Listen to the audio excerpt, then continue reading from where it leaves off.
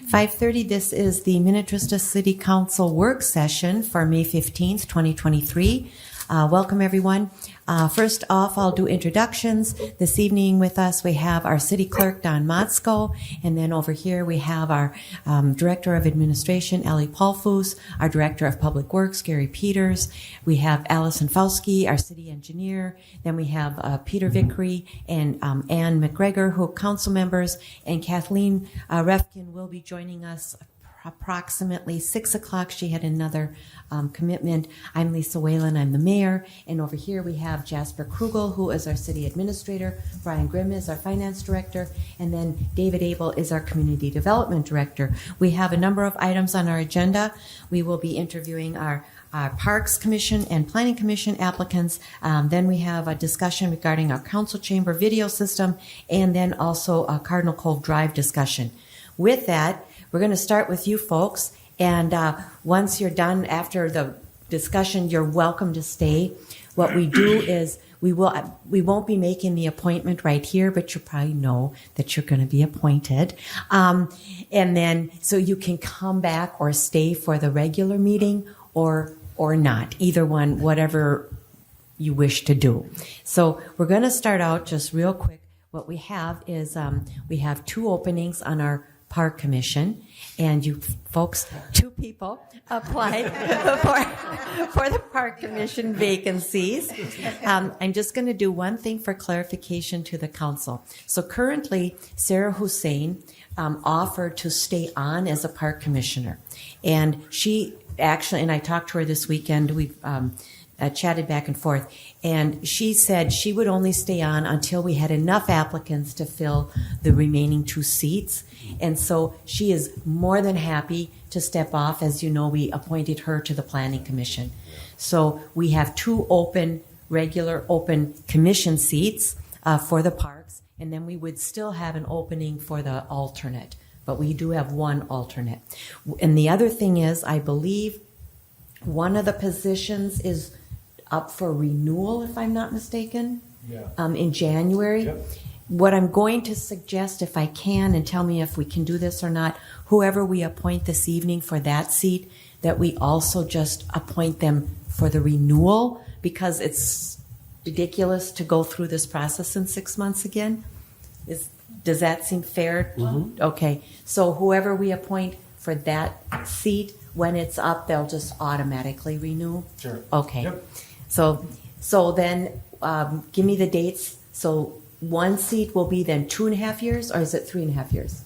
3.5. Okay. And then the other seat is, do you know what the term on that one would be? I'd have to look at that one.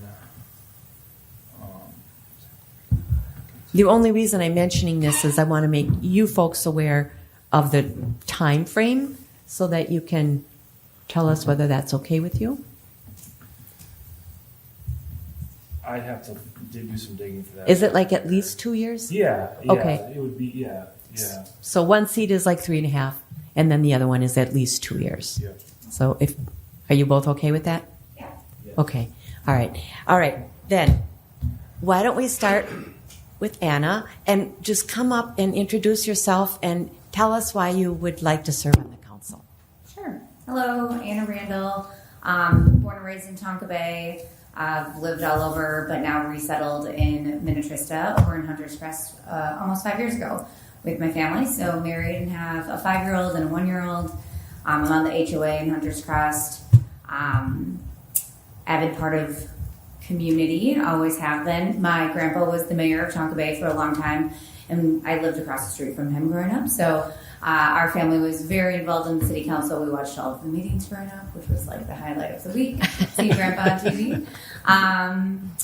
Always been active in everywhere that I've been, whether that was at school, the organizations I've worked for. I work in software tech. Been selling software for 18 years. So we do auto renews all the time, so that language is very familiar to me. But yeah, really looking forward. We play at the park in Minnetrista all the time. My kids, they actually call it Rhonda's Park because their child care provider lives on the backside of it. So we love the parks here. I think there's a lot of opportunity to grow and develop. I think as things continue to develop west, I think this is a growing area. I think it's a very coveted place to live, and I want to continue to be a part of helping it be that. So really excited, and I think that as my kids are growing up here, I think it's just fun to be a part of the community in which they're growing. Well, thank you. Our next question was, in what ways do you think you can make a positive contribution to the commission? Sort of answered that, but if you'd like to add anything else to that. Yeah, so I grew up in a small Tonka Bay is a small town as well, and we got to A little smaller than a little Minnetrista. smaller. But I got to see my grandpa and then my parents be a part of rebuilding Manitou Park there. The beach that was just down the street from our house. My grandpa had the big book of all of the playground equipment, and we got to look through that as we were redeveloping that park, and it was just really fun being a part of that. I have worked in construction software for a very long time, so I'm very close with most of the construction companies around this area, and just love how things get built. So I've very familiar with the entire process of that, and then I'm an avid gardener, so I love green space, and I would love to bring more green space utilization into Minnetrista. I don't think we have a community garden yet, but I would love to see one. I think there's some great places in my own neighborhood where I think that would be really fun. And just to bring people outside more, so to use the spaces that we have. Thank you. All right. Any other questions? Otherwise, Thanks. all right. Thank you. Great, thank you. So you're up next. Hi, I'm Brett Hughes. I'm a transplant from Indianapolis. I'm a father of three. I've got a 16-year-old daughter and an 19-year-old son. We live on Halsted Bay. It took me 2 minutes to drive here. I left all, so you saw how proud I was. My experience with local government would be limited to an experience back in Carmel, Indiana, helping the Mayor Jim Brainerd get elected on a platform of roundabouts and parks and recreation. And so I really became involved with the local parks and rec scene there. And after moving to Minnesota here about 16 years ago now, we knew nothing about it, and I have no family here or anything. We left all the grandparents and free babysitting, but we moved to Edina because we heard the schools were great, and then our kids ended up going to school in Hopkins. So then we went to school in Excelsior. Then we realized living on the lake would be pretty darn neat. So we're finally in our forever home here on Halsted Bay, and I want to get involved locally. Specifically, to jump into question number 2, I'm a baseball coach for a long time with my boys and I, and started a team with them. And I'm particularly interested. I've been working with the guys at the WRA at the park near my house, and I've been volunteering, helping get that baseball field up and going. And I know they have a goal of bringing in teams and bringing in games to the community, and I'd like to be a part of that. I took time to visit every park in our district here in advance of this meeting, and really enjoyed getting to know some of the hidden gems that I had no idea existed.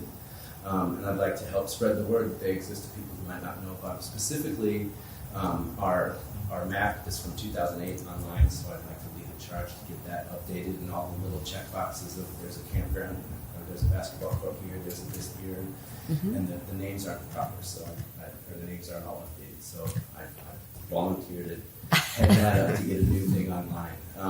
And the last thing I want to mention is I'm always looking at buckthorn, and I think somebody's done a really good job of making sure buckthorn isn't in our local parks from what I see, but that's something that I'm always looking out for. And if we do see an outcrop, I would, like to head up a volunteer thing to get people out there and help eradicate it, because there are some parks by my old house in Edina that's just totally overgrown with buckthorn. Yeah.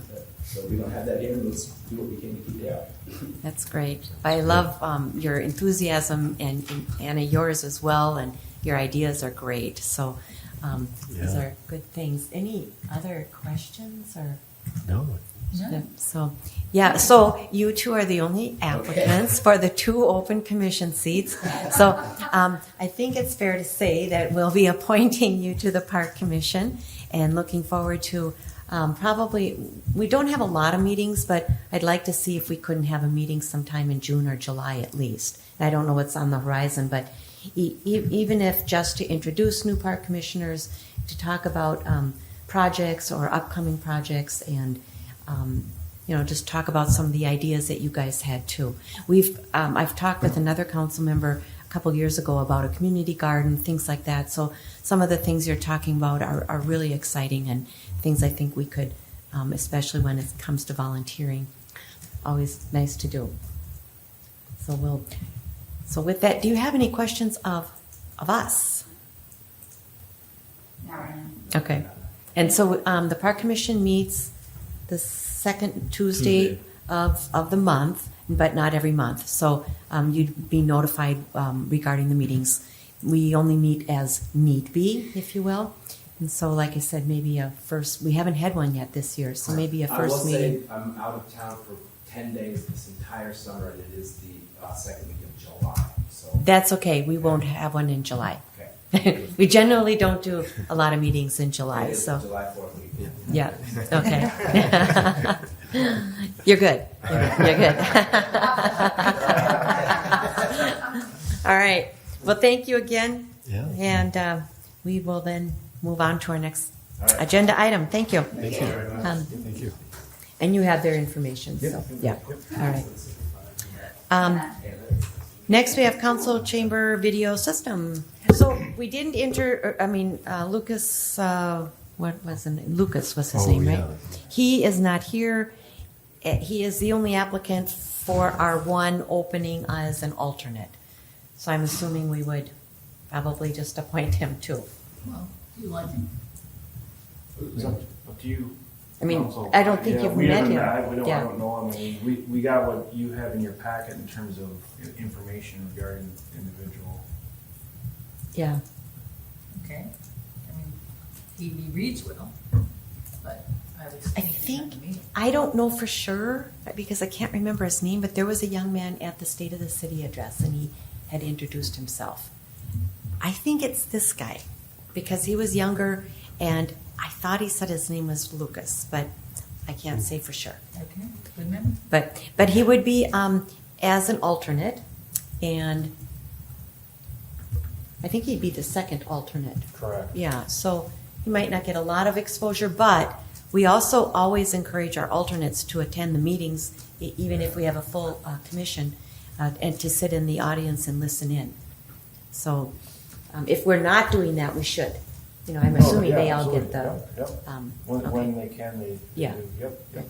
Okay, well, Sure. if you're Yeah. okay with that, then Yeah. we'll move on. All right, council chamber video system. All right, thank you, You? Madam Mayor, members of council. Essentially, what we want to do today is just kind of alert, if you don't already know, that our video system that we have here at City Council, in the City Council chambers, is kind of on the way to failing. We have one camera, I believe it's that one, that no longer works.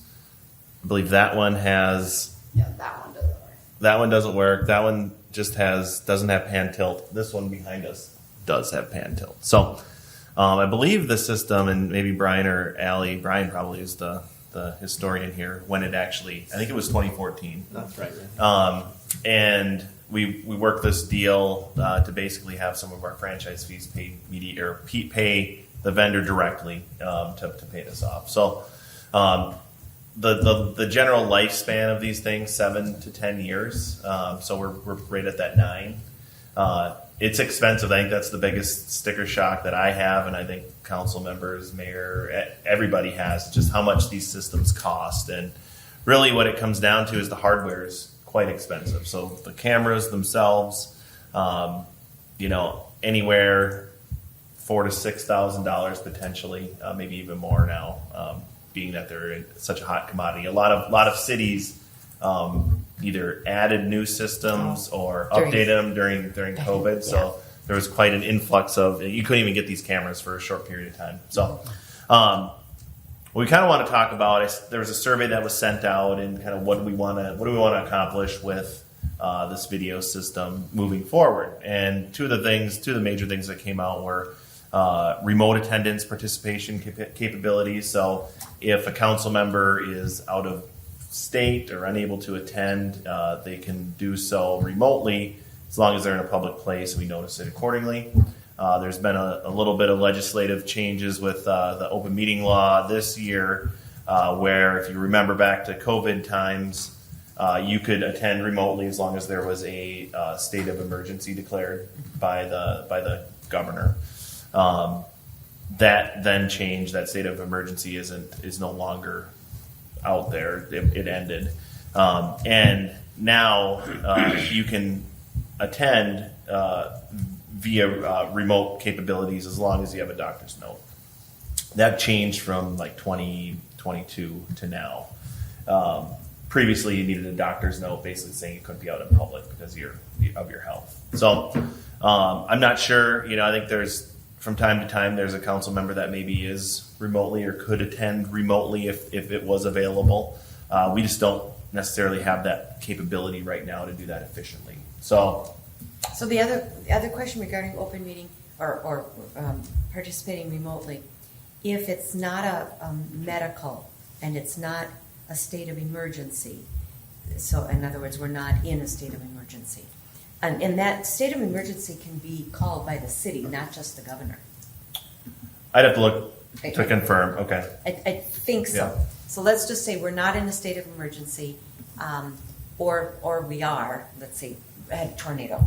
Now all of a sudden I declare a state of emergency, and you happen to be in Florida. Right. Okay. Then I think we can then do remote. Correct. But- In that situation, correct. Right. You definitely Okay. can. Now, Yeah. if we're not in a state of emergency, today it's nice, but you're still in Florida, and she would like to participate. Can she still participate in some manner, and how would that work? She can. So we'd have to post it, declare where she's going to be. It has to be a public place. We have to post that location on our notice. Okay. And then if somebody wants to sit with Ann at a hotel lobby or a library or something that's public, they can do so. So it's still available. It doesn't get used very often. I think I've Right. only seen it Just used. because you have to be in a public place, but It's but more it challenging. could be.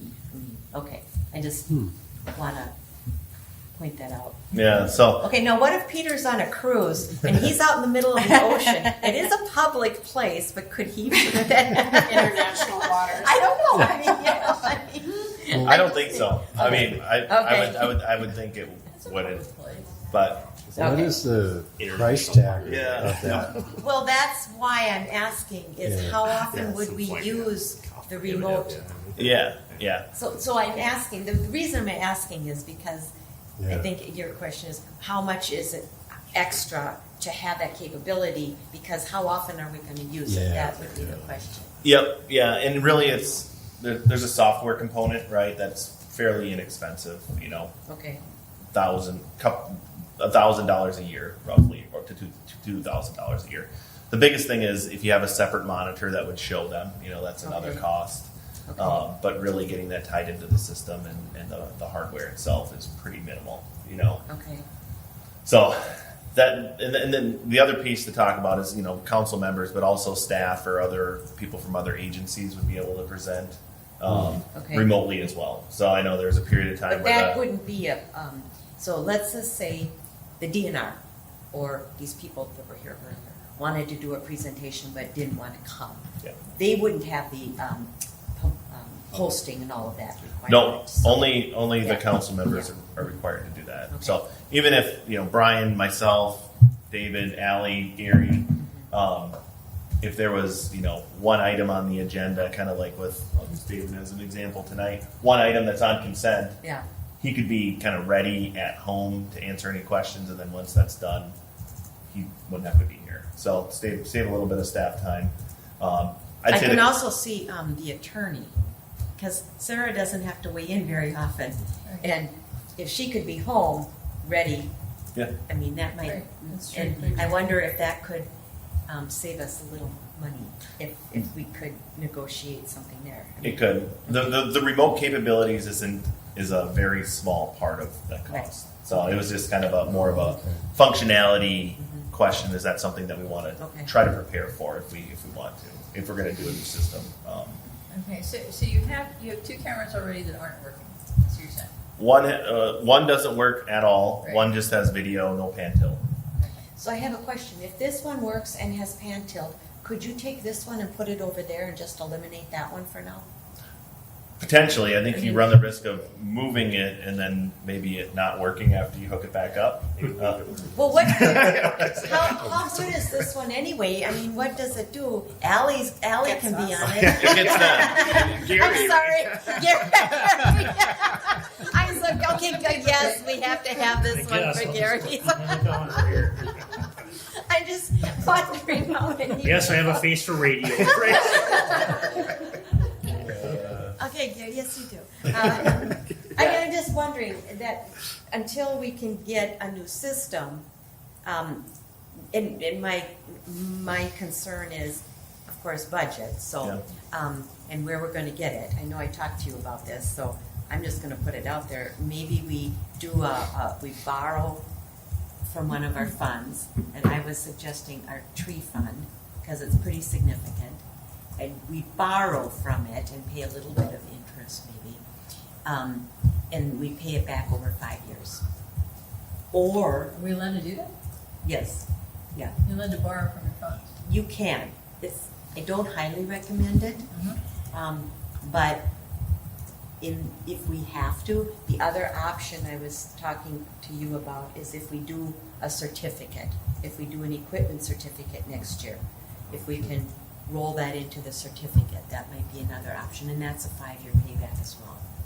So, And we could use cable franchise fee funds to pay that off. It's just the fund balance currently doesn't have enough to purchase pay it it all if we upfront. did it Yeah. now. And the other question is, even if we got some quotes now, could we hold off till 24? I mean, is that? That would be the hope, like that we can limp this system along as long as possible, get it to the end of life, 10 years or so, and then, proactively kind of get it done. It's usually about a 30-day, you say you're going to do it, they can get it done in 30 days.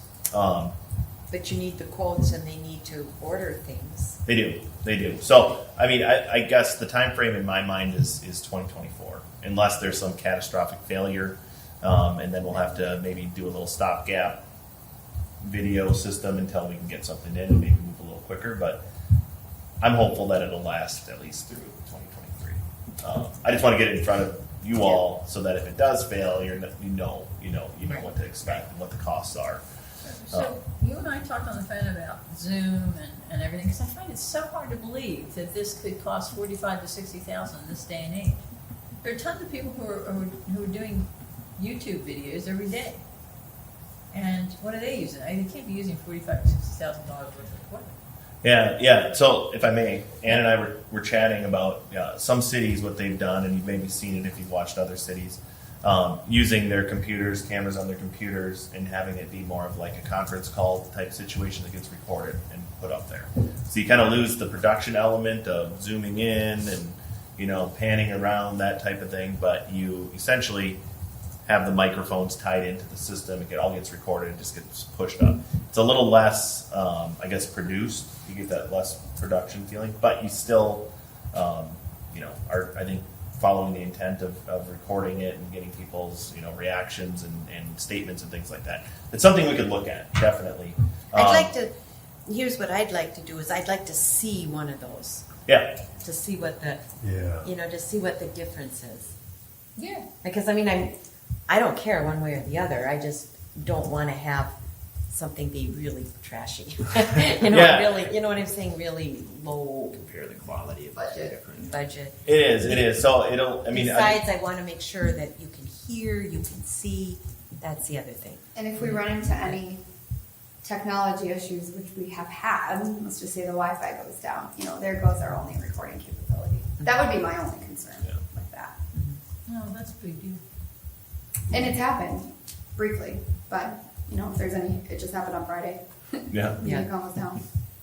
So Yeah, so it's something that we can look at, definitely. I think that the production value goes down a little bit, but I sent out that link to the facility presentation, and then I also, right after that, it kicked off to a West Tonka board meeting, Okay. and that's just like a camera on a table looking at them. So, Okay. you get the variety of production values. So if that's an important piece, that you have something that looks like it's produced, then we go down one route. But if it's something that you just really want to gather the information and I've got an example in Le Sueur where I was during COVID. We had a situation where it was actually just 3 cameras positioned throughout the city council chambers, but then you had it tied into like the presentation. So that was the main picture, was the presentation up on the screen, and then all the pan views of the council chambers you could see. And as a user, you could do it live stream, so you could see it live. That wasn't a high priority for everybody here via the survey, but you could do it where you could pick what view you look at too as a user, which was okay. So it's something we could look at using. It would be, we have the hardware, right? Everybody has a computer.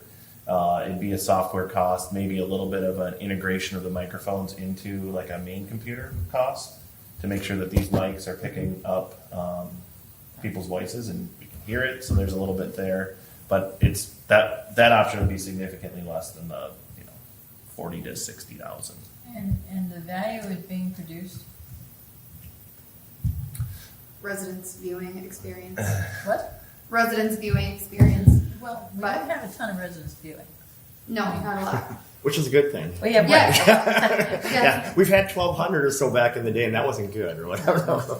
We have about 40 or 50 views. Let me look. Anywhere from 7 to, I was just looking at it today with Ann, it was like 7 to like 40. was Yeah, the I was max. gonna say Yeah, I 40's think on 40 the was- high end. And so we're going to spend Yeah. $40,000 to $65,000 for 40 people to I mean, do we Yeah, can't.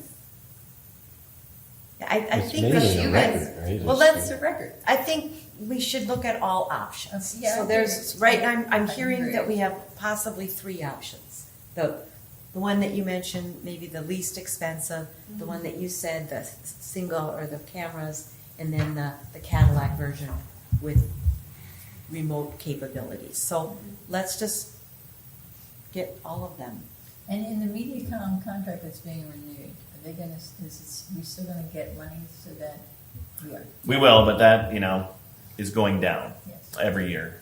There's more and more people that are kind of cutting the cord and moving to streaming services. So the amount of money that we get will continue to go down. It's not insignificant. I want to say it's around. Probably like 11,000 a quarter, so it's 40. I mean, it It's used to be usually over. like 11 to 13. Yeah. Yeah, it used to be 13, 14. Now it's trending down. But we also use that fund for some salaries, some other things too. Right. So And it's Island not. Media. Yep, Island Yeah, Media. Island Right. That's the other piece about we haven't talked about the staff controlled recording capabilities. We budget around $10,000 a year for Island Media to come in and do it for us and do that production piece. That would essentially, if we would go away with, let's say, we call it the Cadillac option, where essentially you got a little touch screen up there, you hit a couple buttons, and then it starts recording for the meeting. It's all configured. That would then go away. So you'd see some potential savings there. So if we could find a hybrid where we can kind of do that, but also save some money on hardware, I think that'd be the sweet spot to try to find. Okay, and you stated on the call that, to your knowledge, all the cities around here do this exact same thing that we're doing. All of them, a lot of them do. So like Victoria, Chanhassen, Waconia. I know Howard Lake has the same system. I mean, it's very common, and the reason why they do it is because they have these franchise fees, and the franchise fees basically pay for the cameras. The difference is there's around Lake Minnetonka, there's the LMCC. We are no longer part of the LMCC. The LMCC, correct me if how this worked, but when we were members of the LMCC, they would actually send somebody here to videotape the meetings. But then all of our franchise fees were going to the LMCC. And so we weren't getting any franchise fees, but they were coming and taping it. Well, as you can maybe realize if you were here at the time, some of the people that would videotape weren't the best, if you will. Some were okay, some weren't the best. They were volunteers, basically. But then not only that, but even with Island View, they're like about $900 per meeting, if you will. If they were to come and videotape us, it'd be about $900 to $1,000 per meeting. Well, we were giving up about $40,000 a year to LMCC for getting about $20,000 worth of They video. kept promising that they were going to put improvements into our system, and Right. they never really did. So there's still a lot of cities that are still with the LMCC. So I think there's Independence, there's Mound. A handful, maybe. There's- There used to be like 17, 18. Now it's Yeah, way down. I think it's way down, but so there's still some, and we can find out. But anyhow, so we can't compare this system or whatever we do to those cities because it's different. It's the other. So then, well, I should also mention if you're a member of the LMCC, if you recall, if you go on MediaCom, there's an actual channel for the LMCC where they broadcast, but you have to then be, do you have to be on MediaCom to see that? Probably. I think so. So if you're a MediaCom customer, you can go to that channel and you can then view the Live. council meetings or anything else that they tape. However, there's a disadvantage too to that because then you have to go and watch those meetings when they're being shown on MediaCom. In other words, on Tuesday at 2:00 in the afternoon, it's going to be the Mound Council meeting from the previous week, that kind of thing. So I think we're doing it better because now people can just go on YouTube, on our website, hit the YouTube, and watch it whenever they want. But I agree with you. Do we want to spend $60,000 for 40 views? So we have to kind of look at that too. So And we could always, if there's an important meeting in here, we could always have Island Media come in and tape it too, professionally produce it, Yeah. like we did with the State of the City. Yeah. And that's always an option too. right. If there's like a neighborhood meeting or, that sort of thing. So I mean, I like the remote capability. So let's kind of keep all options on the table and talk about it some more and bring back some numbers. Yeah. So what we'll do is we'll kind of take this input over the next few months, maybe develop some potential options, get some costs, kind of get ready for when it fails, and then When it feels. and then we can move fairly quickly. But I'd rather not spend $50,000-$60,000 and maybe find something that's a little bit different. So we might have to look outside the box, see what other agencies, maybe non-public are using, maybe kind of just see what's going on in the market with some of these remote capabilities. Because I would expect that there would be some fairly, substantial movements into a direction of things that are less expensive, smaller, easier over the last three years. I mean, and if we are saving $10,000 a year, if staff can do it, I mean, that's also a good thing. That's a savings. If we have $10,000 budgeted annually for Island Media, and we no longer have that need, that's a $10,000 savings. That That still would doesn't require- necessarily warrant spending $60,000, Yes. but so 6-year payback. Yeah. Yeah. So, Yeah. okay, all right. That's all I have. So we'll prepare and bring some things forward. I think that's good. Yeah, I'm thinking, I'm trying to remember, over the weekend, something flipped up, and I want to say it was from next door. And they had a video of the Orono City Council meeting. But the way that the angle was, I bet it was from somebody's phone. Oh, it probably was. sure. That makes the most sense. Mm-hmm. Okay, was, yeah. Which is another option. Set up a city icon over there.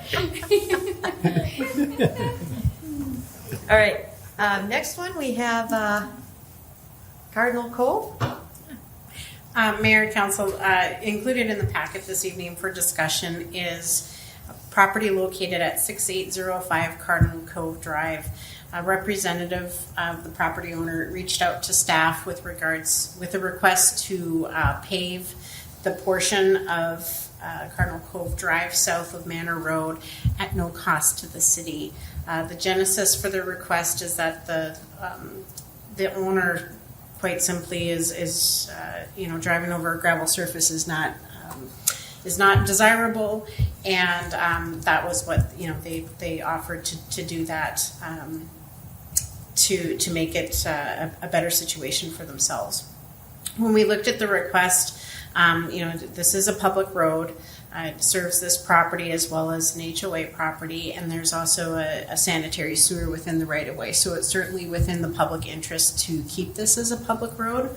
However, staff didn't feel that this was appropriate to approve or deny on an administrative level, and so we wanted to bring it to council just for a discussion item. If council's in support of it, we would recommend that we require that the pavement meet the city's minimum 3 inches of base, 1.5 inches of wear, and we would work with the city attorney's office to get the appropriate documentation in place to allow a private entity to do an improvement within the public right of way and just cover the city's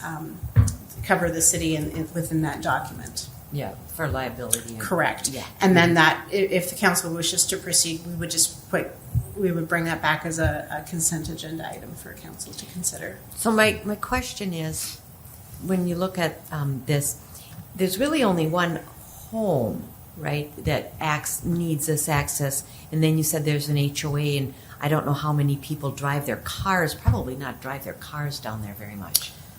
I don't imagine it's. There's no parking. I wouldn't imagine that it's a high use from a public Right. public use, but we do have a sewer down there, so we would still need to maintain. Right. And it has the HOA as well. So my only question is, to do it according to our street standards, it seems kind of high. I mean, you know what I'm saying? Because if it's basically a private driveway, it's basically what it is. I mean, and again, I do understand we'll plow it, and if they're going to maintain it, do we really need to have it be to city standards? I'm asking. I mean, Yeah. They wouldn't maintain it though. They're No, just no, gonna pay it. we would plow it and Yeah. I guess maintain it. So my recommendation on that, Mayor, is when we look at, there's still a public use in that there's a sanitary sewer through there. We still have to get a jet, look at jetting and maintaining that facility. So, maybe 4.5 inches is too much. I to be quite honest, the challenge with this is we don't know what condition that gravel road is in and how much it would support. And so when we looked at this from a staff standpoint, we said, well, we would look at the minimum pavement depth. Certainly we could work with the property owner if they wish to thin up, so to speak, that section to go and get some information as how deep is the gravel through there, how strong do we really need this road to be, and look further in that direction if that's something the council I don't is have a problem. Wouldn't we run into a situation where we're going to maintain it by shoveling and everything? Plowing it, yeah. So We wouldn't do we run now. into a situation if they don't do it to the city standard? That if we do damage to it, Yeah. there's a problem? I don't know. I mean, that might be. Yeah, a big truck going over the, yeah. How it do you seems- plow it now, Gary? With the regular snowplow. Okay. I mean, it's just no different than any other gravel road. I mean, Yeah, once okay. they freeze, they plow fairly decent, so. Everything I just don't gets pushed down up and towards the lakes. So you don't feel it needs to be up to a city standard then? Pardon? You don't feel that it needs to be done to a city standard? It all kind of depends on, the biggest thing would be the load bearing. If the base is plenty good underneath there, there'd have to be some bores done, but, as long as the base is, the rock that's under there would be thick enough to help support stuff, it could be reduced down. The base would help a lot, so. Yeah, my concern is this. I'd like to see it done, and if we go back to the homeowner and say, oh well, now you have to put this much fill in there, and it's going to cost you, who knows how much more. What if they go away and say, oh, forget it, then we'll just deal with the gravel road. Sure. So I'd like to see it get paved, but I understand your question and concern, and I get that. So if there's So maybe we have something legal drawn up. Yeah. They sign Or rights or something. could a survey be done, at their expense to see what Yeah. it actually could handle and what the cost might be? Yeah, those are all great points. So certainly, I mean, it's been a very amicable discussion with the representative so far, and if that's the direction council wants to give staff to go back, my next step would just be to approach the individual and say, this is city standard is 4.5 inches of pavement.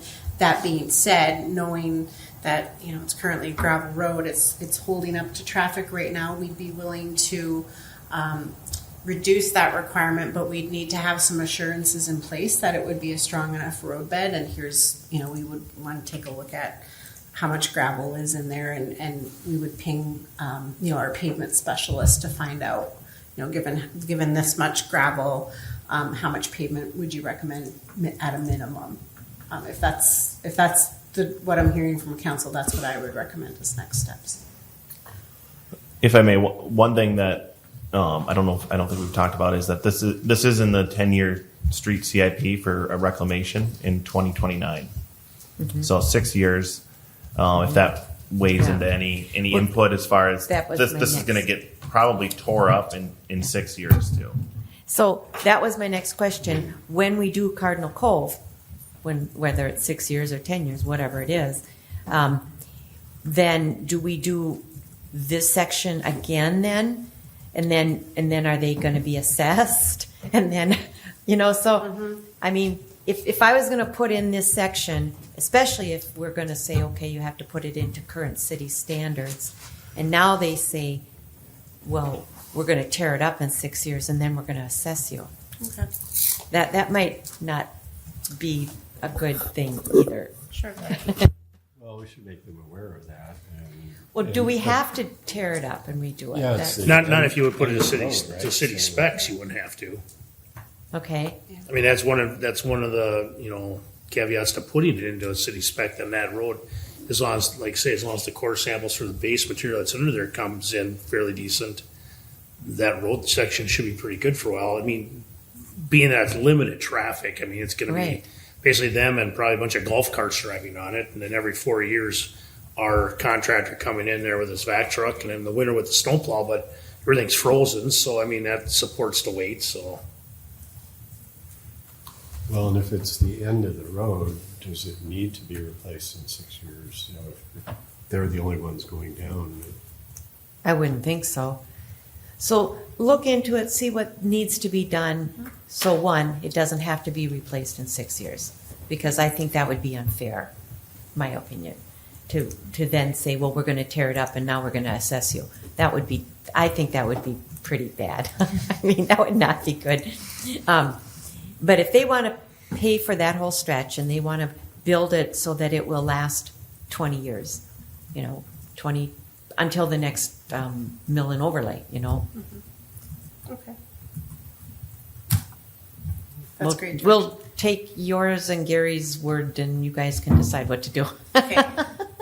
Well, thank you for that direction. So, as I stated, we'll do some legwork, communicate with the representative, and then bring it back to council under, I would assume, a consent agenda item with a cover memo. You came in late. Question? No, I mean. Okay. All right. Let's see. So just to recap real quick, we had 2 applicants for the Park Commission. They were here. They were very enthusiastic. They had some good ideas. So we're going to appoint them. And then I talked to Sarah Hussein, voicemail back and forth over the weekend and so on. And she is more than happy to step off of the Park Commission. She was there just as if need be. And so she'll be off. And then those 2 will be assigned. And there's one position whose term would be up in January. And we said, let's just appoint them now for the next term as well, so we don't have to go through this in 6 months again. That wouldn't be quite fair. So whomever we decide to be the 3.5-year term, we'll just appoint them now, and they'll serve for 3.5 years. And then the other one we said will serve at least 2 years. Should we let them decide? It seemed like either one of them was fine, so I'm just going to say the lady, because she's lived here longer, I don't know. And both of them are great. They seemed really good. That's just my take. I have a bias probably, so if anybody else wants to weigh in. And then the gentleman for the alternate on the Planning Commission didn't show up, but he's the only applicant with one spot open, so he'll be the second alternate. If that, okay, so that'll come back at our regular meeting. What else did we, and then we talked about the video, and staff will do some research and bring back some options. So we have like almost 3 different levels. Simple, almost very, very, very cost effective, but maybe not exactly what we want. Another one, little more, so on and so forth, and then the third Cadillac version. So we'll bring all that back and discuss it. And just ask, if that one's not working, and that one is, if we can, sorry, Gary, if we can switch it, they could then turn it to you once in a while. Still pointing out there, Tim. Yeah. So that one works, but doesn't tilt. That one doesn't work at all. Works great. And this one works and tilts. So I'm just suggesting for the interim that we, if we can. And you can hear this one, so it almost sounds like it's getting close to failing. Like you can kind of hear it moaning and moving around. So I don't know how much thought it was supposed to do that. Okay, well, check into it. If it's not possible, we'll deal with it as is. So, yeah, so that's it. Any questions? Okay. And then we can be adjourned until 7 o'clock. So move. Thank you. Second? Second. Thank you, Peter. All those in favor signify with aye. Aye. All those opposed, motion passes 4-0. Thank you very much. And Claudia, is